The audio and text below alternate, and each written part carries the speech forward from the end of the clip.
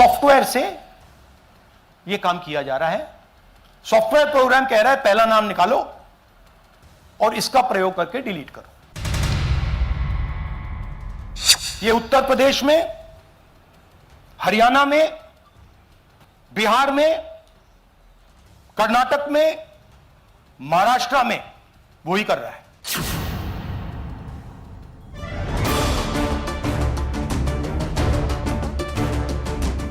राहुल गांधींनी निवडणूक आयोगावर पुन्हा तोफ टाकली आहे। नाव आणि पत्त्यांमधील विचित्र समानता राहुल गांधींनी चव्हाट्यावर मांडली।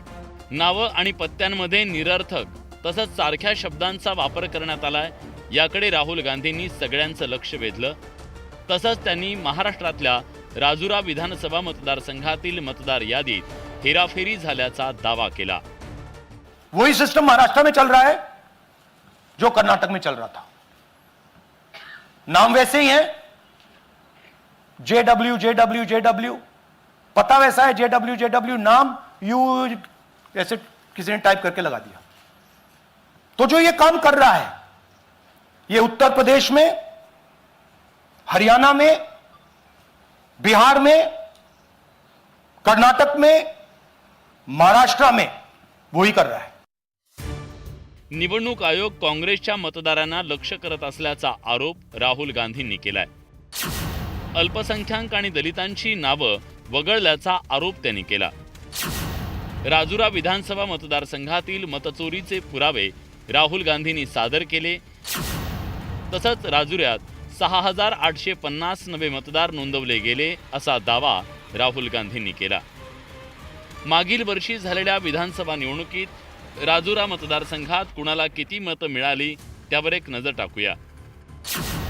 भाजपचे उमेदवार देवराव भोगलेंना 72,882 मतं मिळाली, तर काँग्रेसच्या सुभाष धोटेंना 69,828 मतं मिळाली। दोन्ही उमेदवारांच्या मतांमधलं अंतर 3,054 इतकं होतं। राजुरा मतदारसंघातील भाजप आमदार देवराव भोगलेंनी हे सगळे आरोप फेटाळलेत।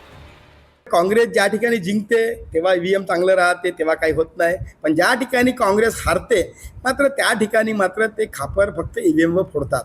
म्हणजे कर्नाटकमध्ये काँग्रेस जिंकते तिथं काही प्रॉब्लेम नाही, तेलंगणात काँग्रेस जिंकते तिथं काही प्रॉब्लेम नाही, पण महाराष्ट्रामध्ये भाजप जिंकल्याबरोबर त्या ठिकाणी मात्र मग ईव्हीएम आणि बाकीच्या गोष्टी काँग्रेसचे नेते हे हेतू पुरस्पर लोकांना भ्रमित करण्याकरता नेहमी पुढे करत असतात। राहुल गांधींनी त्यांच्या पत्रकार परिषदेत कोणते महत्त्वाचे मुद्दे मांडले त्यावर एक नजर टाकूया। मुख्य निवडणूक आयुक्त ज्ञानेश कुमार वोट चोरांचं रक्षण करतायत असा घणाघाती आरोप राहुल गांधींनी केला। मतदार नोंदणी वेळी चुकीचे फोन नंबर देण्यात आले, त्यांचे OTP दुसऱ्या नंबर्सवर गेले, गैरव्यवहार करणाऱ्यांना मुख्य निवडणूक आयुक्त पाठीशी घालतायत असा हल्लाबोल राहुल गांधींनी चढवला। सॉफ्टवेअरनं बूथ मतदार यादीतील पहिल्या मतदाराच्या नावानं अर्ज करत मतदारांची नावं यादीतून डिलीट केली। मतदार यादीतली नावं डिलीट करण्यासाठी सॉफ्टवेअरचा वापर करण्यात आला असा मुद्दा राहुल गांधींनी मांडला। तर भाजपचे मुख्य प्रवक्ते केशव उपाध्येंनी राहुल गांधींच्या आरोपांचा समाचार घेतला। केवळ आरोप करून सिद्ध होत नसतं, तर संविधानाप्रमाणे न्यायालयीन लढाई लढायची असते, कायदेशीर लढाई लढायची असते। आपल्या आरोपाला पुष्ठ्यर्थ अनेक पुरावे द्यावे लागतात, पण राहुल गांधी यांना यातलं काहीच करायचं नाही, केवळ आरोप करायचे। भाजपनं राहुल गांधी बेफाम आरोप करत असल्याचा टोला लगावला।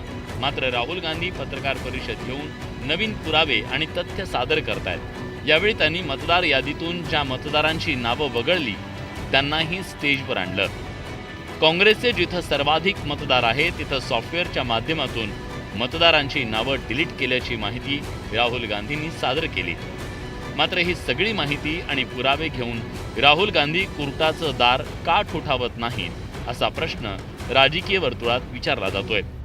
संतोष गोरे, न्यूज 18 लोकमत, मुंबई।